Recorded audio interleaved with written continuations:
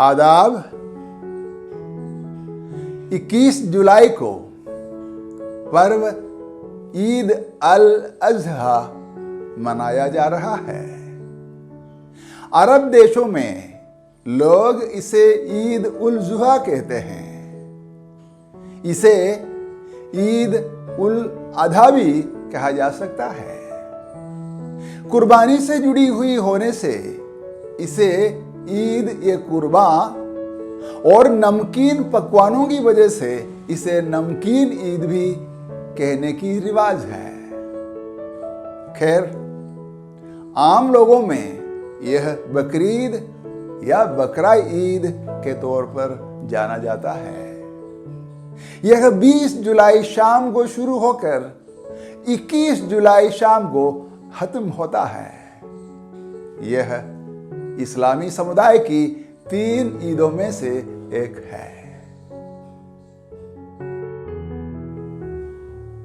ईद अल अज़हा के पीछे एक कहानी है। सामी परंपरा के मूल पूर्वज थे इब्राहिम, जो कि यहूदी, ईसाई और इस्लामी तीनों समुदायों में माने जाते हैं। इब्राहिम को यहोवा ईश्वर या अल्लाह की मेहरबानी से अपना बेटा मिला। सपने में इब्राहिम को खुदा की वाणी सुनाई दी कि वह अपने बेटे की कुर्बानी करे। इब्राहिम इसे खुदा की मर्जी समझकर अपने बेटे की कुर्बानी देने की तैयारी कर ही रहे थे। इतने में अल्लाह ने इब्राहिम पर खुश होकर अपने बेटे की कुर्बानी से इब्राहिम को रोका। बदले में इब्राहिम ने एक बकरे की कुर्बानी दी। तब से लेकर इब्राहिम अपनी ईमान या आस्था के लिए मशहूर रहे और यह किस्सा बकरीद की बुनियाद भी बना।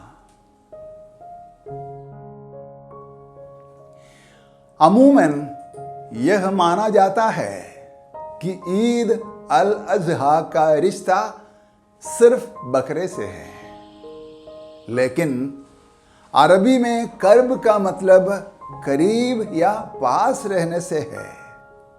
करबा या कुर्बा का अर्थ बलि होना या बलि देना है, यानी बलिदान की भावना।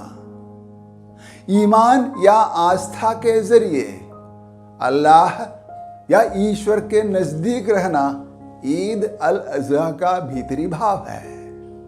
साथ ही बकरे का ज़िबह या कुर्बानी करना भी झटके से न होकर दुआ के जरिए खुदा के करीब होने के एहसास के साथ धीरे किया जाना कायदा है।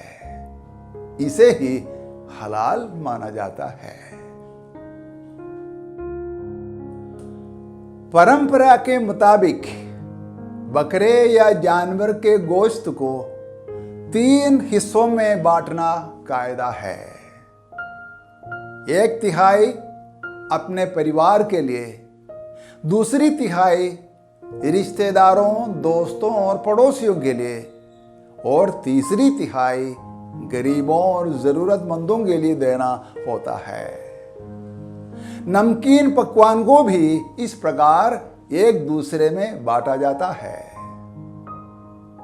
ईद अल अज़हा के पर्व को मुसलमान इबादत करते, नमाज अदा करते, मिलते जुलते बकरे या नमकीन पकवान को एक दूसरे को इनाम के तौर पर देते और आपस में बांटकर खाते हुए मनाते हैं। इस्लामी देशों में यह दिन सार्वजनिक छुट्टी भी घोषित होती है। ईद अल अज़हा का पहला पैगाम है खुदा के करीब रहना। यही है असल में ईमान या आस्था भी। ईश्वर को मान देना ईमान है। खुदा पर स्थित होना आस्था है। इस रूप में जान के मालिक के नजदीक होने का एहसास करना हर इंसान का फर्ज है। साफ है, इसका किसी खास मजहब से कोई लेना देना नहीं है। रस्मों की अदायगी या कर्मकांड इंसान को अलग अलग करती है, लेकिन मजहबी रस्मों से इंसान को खुदा के करीब होने का एहसास मिलता हो, यह जरूरी नहीं है।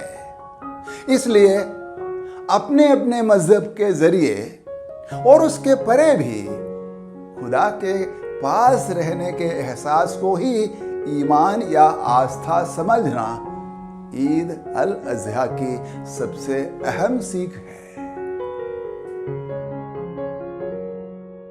ईद अल अज़हा का दूसरा पैगाम है खुदा को जिंदगी में तरजीह देना। अपने अपने भीतर और समूचे कायनात में मौजूद जान कुछ अरसे के लिए होती है। वह कभी शुरू होती है और कुछ समय बाद खत्म होती है।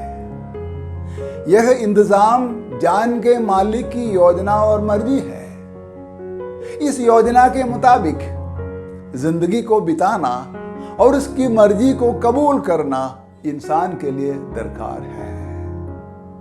अपने भीतर मौजूद जान के मालिक की मर्जी को अपनी अपनी जिंदगी में तरजीह देते हुए चलना इंसान के लिए बेहद अहम है। यही है मजहब या धर्म का मकसद भी। ईद अल अज़हा इस बात की याद दिलाती है। ईद अल अज़हा का तीसरा पैगाम है भाईचारा, प्यार और दोस्ती। खुदा के करीब रहने की खातिर इंसान के लिए यह दरकार है कि वह साथी इंसानों के करीब रहे। खुदा या अल्लाह जो कि जान के मालिक है, अपनी औलाद इंसानों में मौजूद जान की टुकड़ियों में समा कर रहता है। साथी इंसानों में खुदा को पहचानना और महसूस करना तथा उन्हें अपने भाई या बहन समझकर उनके साथ सद्भाव और प्यार का बर्ताव करना हर इंसान का फर्ज है। मजहब आदि का फर्क किए बगैर सबके साथ दोस्ताना भाव बनाए रखने से ही इंसानियत में निखार आता है। ईद अल अज़हा का चौथा पैगाम है साझेदारी। बकरे के गोश्त को या नमकीन पकवान को 3 हिस्सों में बांटने की इस्लामी परंपरा वाकई जबरदस्त है। अपना परिवार, रिश्तेदार, दोस्त व पड़ोसी और गरीब व जरूरतमंद, ये हर इंसान की जिंदगी की हकीकत के 3 पहलू हैं। इन तीनों पहलुओं में तालमेल बनाए रखे बिना इंसानी जिंदगी सार्थक नहीं हो सकती। इस्लामी परंपरा की इस रिवाज से सीख लेते हुए हर इंसान को अपनी कमाई को इन 3 तबके के लोगों में साझा कर अपने देश व समाज को संतुलित करने की कोशिश करनी चाहिए। यही है असल में जीने की रूहानी कला भी। ईद अल अज़हा के पुनीत मौके पर institute of harmony and peace studies New Delhi तथा समूचे ईसाई समुदाय की तरफ से मैं भारत के और पूरी दुनिया के तमाम मुसलमान बहनों और भाइयों को ईद अल अज़हा का मुबारकबाद पेश करता हूँ। साथ ही मैं यह कामना करता हूँ कि हर मुसलमान और हर इंसान अपनी ज़िंदगी में अपने साथी इंसानों में खुदा को पहचानते हुए उसके साथ सद्भाव, प्यार और साझेदारी का बर्ताव कर जान के मालिक के करीब रहे और उसका नाम रोशन करें। दोस्तों, खुदा हाफिज।